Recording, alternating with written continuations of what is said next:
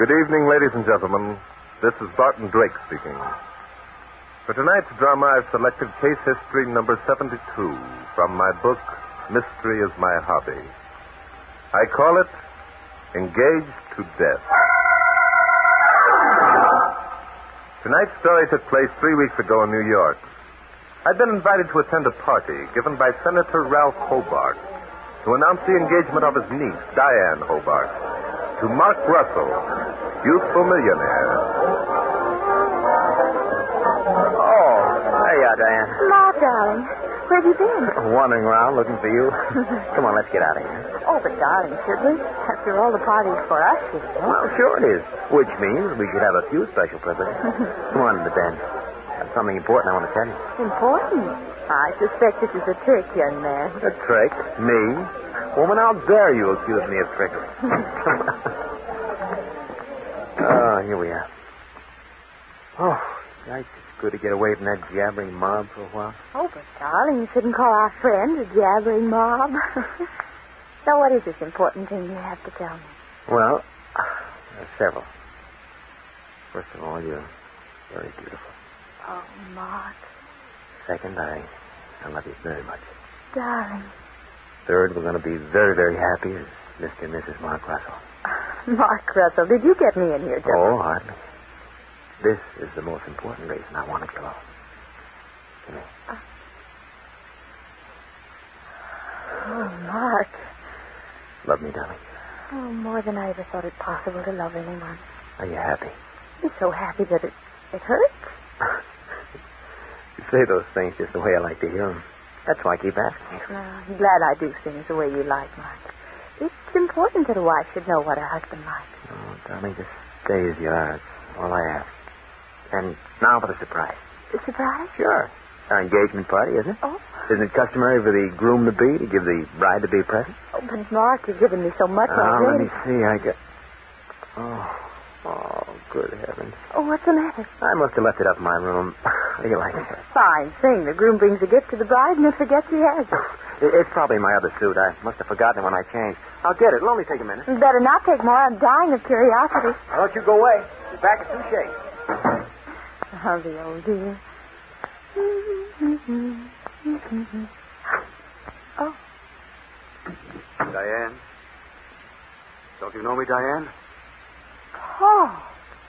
It can't be. It can't be Paul. It is Paul, Di. It's your kid brother, Paul. I hoped you'd be glad to see me. Oh, Paul. Paul, darling. Glad to see you. Put your arms around me. Hold me tight. Sis, it's just like I dreamed it would be. Hey, quit crying, will you? You'll have me doing it in a minute. Oh, Paul. Quit it, sis, quit it. I've only got a few minutes. You minutes? Oh, then... I escaped, sis, last night. Oh. I couldn't stand it any longer. I guess I wasn't made to spend the rest of my days in jail. Oh, Paul, you shouldn't have. Uncle Ralph was trying. We all were trying to get you paroled. Yes, I know, for 6 years. I couldn't wait any longer. But, Paul, won't they? Capture me? Not alive. I'd rather be dead than go back. Oh, Paul. I mean it, sis, I would. Listen, I've got to get out of here now. Someone might come in. I just wanted to see you once more to ask you something. Yes, Paul. You don't believe I murdered Gene Falmouth, do you? Of course I don't, darling. I'll never believe it. It was an accident. I know it was. Thanks, sis. That's all I wanted to hear. You were always swell, Di. The only one who believed I was anything but rotten. You weren't bad, Paul. You weren't. I'd only given you another chance. People who are branded killers don't get a second chance, Di. Don't let's forget that. Take care of yourself, sis. Oh. Tell Mark Russell that he's lucky. Tell him an old friend said to say that. Don't go, Paul. Stay here. Give yourself up. Let Uncle Ralph and me Not try. a chance, honey. Look, Mark Russell doesn't even know you have a brother who's a jailbird. Think I'm going to ruin your chance at happiness? It doesn't matter, Paul. Let us try and help. Mark will understand. The heck he will. Guys are funny when it comes to their wives' relatives. It wouldn't help Uncle Ralph either to know about me. This is his first term in office. Oh, Paul, those things are so unimportant. Trying to run away like this will hurt you so much. Please. It's no use, honey. I'm going now. Just forget I ever existed. I won't see you again, Di. Will you kiss me once more? Oh, Paul. Paul, a little brush. Hey, you two, aren't you ever going... Well, surprise. Aren't you in the wrong pair of arms, darling? Betty, I want you to... An old friend, darling? Oh, this is rich. The lily white Diane Hobart found necking with an old friend at her own engagement party. Oh, what a juicy bit of gossip. That isn't so. Betty, please, this is my... Diane, don't. You can't. Think what it means to both of us. But Oh, come, darling. You might as well introduce me. We'll all have to meet him sooner or later, you know. You won't. I mean... Oh, Betty, do you have to tell everyone? Oh, so that's it. A forgotten lover come to life. Dropped in to say his fond farewells and place his tender blessings upon your eager young lips. And then bingo, he's gone into limbo. And little Diane, the sweet memory of the parting still lingering in her innocent thoughts, goes on and sacrifices herself to the Mark Russell millions. Nuts! Betty, how can you be so vulgar? Vulgar, she said.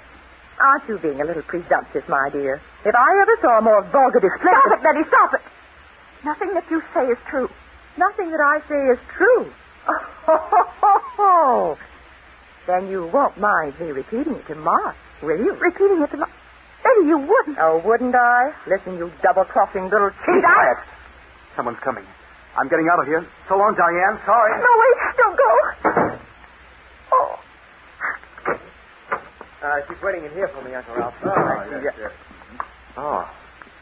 Hello, Betty. Come in, Mark, darling. You just missed the feature attraction. Feature attraction? What are you talking about? Diane, is anything wrong? Tell him, darling. Or I will. Betty, you... Oh, please, Betty. Well, there seems to be drama going on here from which you and I are excluded, Mark.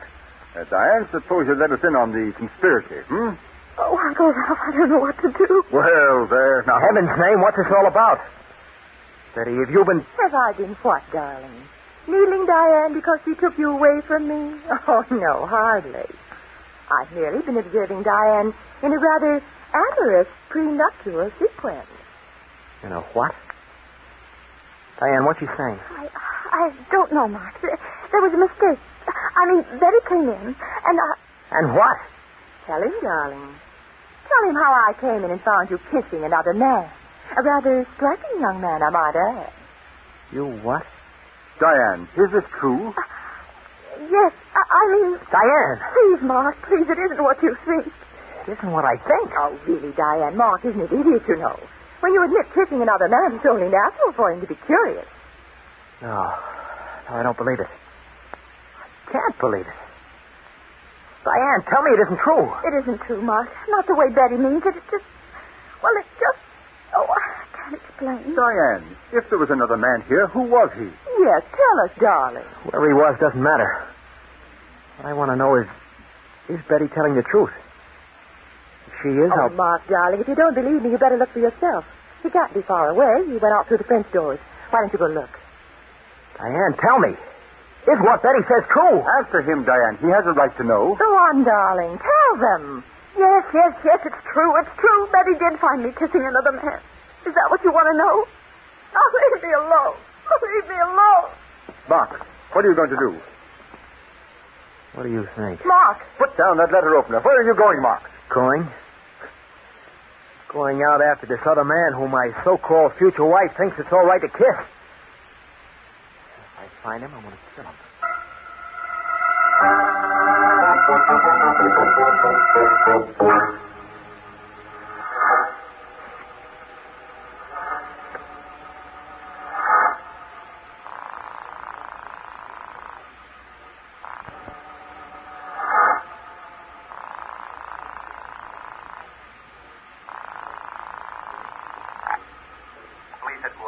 I'd like to speak to Inspector Danton, please. This is Barton Drake calling. Oh, yes, Mr. Drake. Just a minute. Inspector Danton, Barton Drake calling. Okay. Hello, Bart. Thought you went to an engagement party. I did, Inspector. I'm at Senator Hobart's house now. I was wondering if you could come out. Nothing doing. I don't go for second-hand invitations. If they didn't want me in the This first would place... be an official call, Inspector. I have a mystery to solve, and I need your help. A mystery. You would get mixed up in something like that. Okay, who's been knocked off? No one's been able to identify the body yet, Inspector. Apparently, he's a stranger to everyone here. A sneak thief, eh? Somebody tried to snitch the engagement presents and got caught at it. Inspector, if that's all there were to it, I wouldn't be calling you. The motive is far more important than robbery, and the victim is someone whom no one wants to admit recognizing. Does that interest you sufficiently, or are you going to sit there and ask a lot more questions? Okay, you don't have to get sore. Keep your shirt on. I'll be out. Very well, I'll be waiting for you. And, Inspector, I'd rather you came alone. For reasons that I'll explain later, it's important that no one from the department sees the victim until we have this mystery cleared up. Well, that's about the... Thank you, Inspector. See you in about an hour. Goodbye. Hello, stuffer. Oh, hello, Senator. I just talked to Inspector Danton. He'll be over here shortly. Oh, fine. I was wondering if it would be possible to have the body removed. I'm sorry, I have no authority to allow the body to be removed. However, there's one thing I can suggest. Yes? You can tell all but two of your guests they can go home. All but two? But who are those two, Mr. Drake? Mark Russell and Betty Berkeley. Mark and Betty? Does that mean that you suspect one of them of committing the crime? I mean that they are two of four people I believe had motives. Motives? Well, how could anyone have a motive for killing a sneak thief? I mean, other than the fact that he was attempting to rob the house. If attempted robbery were the only reason for the murder, an alarm would have been raised immediately, Senator. A person who fights off a thief doesn't keep quiet about it for an hour. Oh, I think you're trying to make a big project out of this, Drake. It's a simple case of attempted robbery with the thief being caught and accidentally killed. Is that why your niece suddenly disappeared from her own engagement party, Senator? Eh? When I found her, she was in tears and refused to give any explanation. Young Mark Russell refused to talk to his bride-to-be. And Betty Berkeley is going about looking like the cat that swallowed the canary. Oh, nonsense. Your imagination is running away with you, Drake. Yes, sir. Tell me, Senator, are you quite sure that you didn't recognize the murder victim? I? Oh, good heavens, no. I've already told you I didn't. Why did you ask? Because I think you're lying. I've reason to suspect that you know him better than anyone here.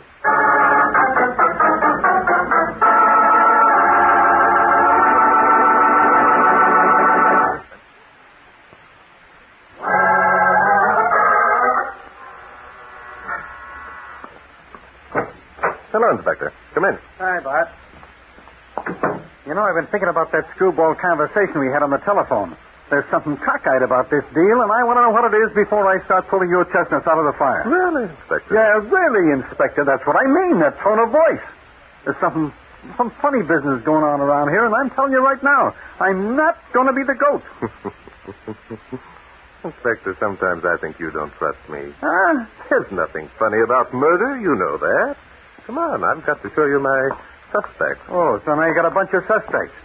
Why don't you tell me that over the telephone? Here we are. That tall gentleman wearing the double-breasted white linen suit is Senator Ralph Hobart. Yeah? The young lady holding the handkerchief to her eyes is the senator's niece, Diane Hobart. Uh-huh. The young man... Okay. What is this, a tour of inspection? Why don't you introduce me? This long-range stuff isn't getting us anywhere. All in good time, Inspector. First, I have a more important introduction to make. As I was saying, the young man is Mark Russell, Miss Hobart's betrothed. And the other young lady is Betty Berkeley, a friend. Now, come this way, please. Wait a minute, Bart. I want... Mr. Drake. Yes, Senator. Oh, I'm sorry. This is Inspector Norden. It's about time. Hi. Good evening, Inspector. Mr. Drake, I know you asked us all to stay in this room. Yes? But I'd like permission to go up to my room and change my clothes. Frankly, a white linen suit at a time like this. You understand? Of course. Inspector, has the senator your permission to go up and change his suit? Huh? You're asking me? Oh, okay. Go on. Change your clothes, Senator. Only what I want to know is... No, Inspector. Oh. Just a minute. Now what? Why'd I give $1 to know what kind of deal you're pulling if I didn't know you so well? What are you looking after the senator for? I just thought of something. Well, never mind. Come in here, please. I want you to meet our corpse, Inspector. What's he doing here? I thought the murder took place outside. It did, Inspector. I called Dr. Ainsworth, had him come over and make the examination. Ainsworth? That's That right. old fuddy-duddy? Since he's about to retire, I didn't think he'd bother to come out at night. I know, but you see, I have no authority to move the body, and Ainsworth won't talk. Won't talk? What's all this secrecy about? Aren't we going to tell anyone about this murder? Do you recognize the dead man, Inspector? Say, wait a minute. He does look familiar. I thought he would. Yes, sir. I can't place him, though. Still... That's fine, Inspector. Don't think too hard. I don't want you to place him yet. Now then, let's get down to facts. Fact. You haven't told me a fact for so long that I probably wouldn't believe it anyway. The victim was stabbed twice, Inspector. Once in the back and once in the chest. So I noticed. That eliminates the possibility of suicide. It also eliminates the chance that the light knife was thrown. As a matter of fact, it establishes in my mind that the blows were delivered while in close contact. Wonderful, Mr. Drake. You certainly are sharp tonight. Thank you, Inspector Danton. The murder weapon was a letter opener, which I found several feet from where the victim lay. The handle was grass-stained, which indicated to me that the fingerprints had been wiped off. Well, now I suppose you're going to tell me that you know who murdered the guy. Not just yet, Inspector, although, of course, I know. Not just yet. What? You know who the guilty party is? Yes, of course. I'm surprised you should ask, Inspector. When you know that I've been on the scene for more than 2 hours. Yeah. Foolish me. Well, who is In it? just a minute, I'll be able to... Oh, hello, Miss Berkeley. Come in. We're just about to go and have a talk with you. I thought you would, Barton. You want to ask me what happened in the den just before it happened, don't you? Well, as a matter of fact... I know. The Hobarts and Mark Russell are my friends. You dislike asking me to implicate them. And yet it's my duty. I'll not fail you, Barton. What she means is, Bart, that she's just dying to tell everything she knows. I beg your pardon. Who is this person, Barton? This person, Miss Berkeley, is Inspector Noah Danton. And as for telling us what happened in the den, it won't be at all necessary. It's not necessary. But it's important. Yes, I know, but I'm already aware of what happened in the den and what happened afterwards. You couldn't be. Oh, well, then stop me if I'm wrong, Miss Berkeley, please. You saw Diane and Mark Russell go into the den, and you were consumed with curiosity and jealousy. Why, I... Unable to stand it any longer, you went into the den yourself on some pretext and found Diane in the arms of another man. Yes. Diane was cheating. And at her own engagement party. Don't try to make me out a jealous, vicious woman, Barton. What I did was natural and right. What else happened in the den, Bart? During the conversation that followed, the other man left, and shortly afterwards, Mark Russell and Senator Hobart came in. Okay, I can guess the rest.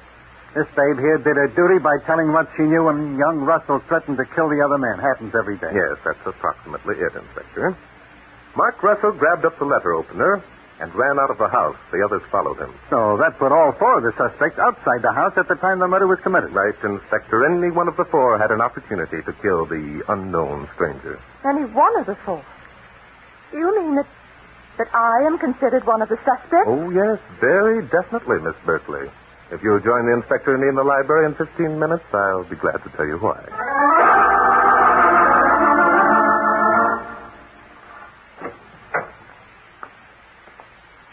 Oh, it's Mr. Drake. I'm sorry. I thought it would be Uncle Ralph. You act profoundly disappointed, Miss Hobart. Is it because you're embarrassed at being left alone here with your fiancée and hoped that your uncle would appear? Drake. Sort of... Going too far. You're sticking your nose into things that don't concern you. Well, I'm going to make them concern you, Russell, whether you like it or not. As a matter of fact, before I get through, you're going to like it. Well, of all the conceited... First of all, Miss Hobart, I want you to know that I'm aware of the identity of the man who was murdered. You can't be. Oh, yes, I can. I was suspicious from the first, but now Inspector Danton has confirmed my suspicions. Oh, no. Mr. Drake, you won't. Tell Mr. Russell who the unknown man was.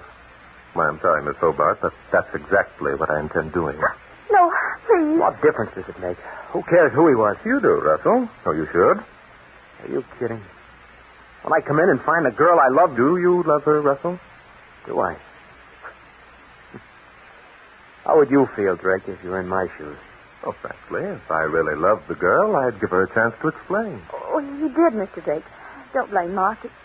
It's just an impossible situation. And I think if you were as deeply in love with Mark as you pretend, you'd have enough faith and trust to tell him your secret. As deeply in love as I pretend. How can you say such a thing? It's you who created this impossible situation you speak of. I think you owe Mark Russell a trusted confidence. Diana, what's he talking about? He's telling me that I've been a fool, darling, and I think he's right. I couldn't tell you. Betty was there. Uncle Ralph had just been elected to the Senate, and Paul was trying... Paul. Tell him, Miss Hobart. Paul was my brother. A long time ago, he was sent to jail. I didn't believe him guilty. I don't now. But today he escaped and came here to say goodbye to me. Oh, Diane. Why didn't you tell me? I love you, Mark. Did you want to marry a girl whose brother was a convict? Betty Berkeley would have told the world. Oh, you little fool. What do I care who your brother was? Darling, it's you I'm in love with. This babe takes things literally, Bart. She says the 15 minutes are up, and now she wants to know why you suspect her of being the murderess. Well, it looks as though a reconciliation has been effected. The two lovebirds are back together again. Oh, really, Mark? Your scruples are a lot less exacting than I thought. Miss Berkeley, why don't you give up? Your attempts to create trouble are at this point rather pitiful. Are they? Well, if Mark wants to marry a little keep tramp... quiet, will you? Now, look, Bart, my purpose in being here is to catch a murderer, not referee a lover's quarrel. If you know who our boy is, I think you better tell. Very well, Inspector. Now that the less important aspect of this affair is settled, I think we can go ahead. Russell, you had the letter opener when you ran from the den. What became of it? I don't know. I found Diane's friend crouching behind some shrubbery near the highway. I guess he was waiting for a break in the traffic so he'd get across the street without being seen. Mm-hmm. And you attacked him? Yes. He knocked me out. When I came to, he was gone, and so was the letter opener. Diane was bending over me. Well, that's a simple tale well told. The trouble is it doesn't prove anything. What's your story, Miss Hobart? When I came from the house, I saw Mark and the other man fighting. I reached him just as Mark fell. I tried to bring him to. Uh-huh. We're certainly getting places, aren't we? Okay, Miss Berkeley, I suppose you also made a beeline for the fallen hero without pausing to stab anyone. Yes, I did. Mark needed someone he could trust. So that leaves the senator. He'll probably tell us he went back to the house to get the smelling salts. Oh, well, Bart, suppose you tell us which one of these innocent people is lying and why. None of them is lying, Inspector. Come in, Senator. You were standing outside the door listening, weren't you? Yes, Mr. Drake. Yes, I heard it all. And you decided that there was little use in attempting to destroy the evidence? That's right, Drake. It was I who killed... Please, it won't be necessary to mention his name. I don't intend to. I'm not a fool, Drake. I'm sorry. I didn't mean to speak sharply. I understand what you're trying to do, and I appreciate it. Uncle Ralph, it was you. Please don't judge me too harshly, my dear. I didn't know at first that he had the letter opener. I had to defend myself. Your mistake came, Senator, when you didn't explain at once that you killed him in self-defense. Even now, we're going to have a difficult time convincing Inspector Danton that you did not murder the man who attacked you.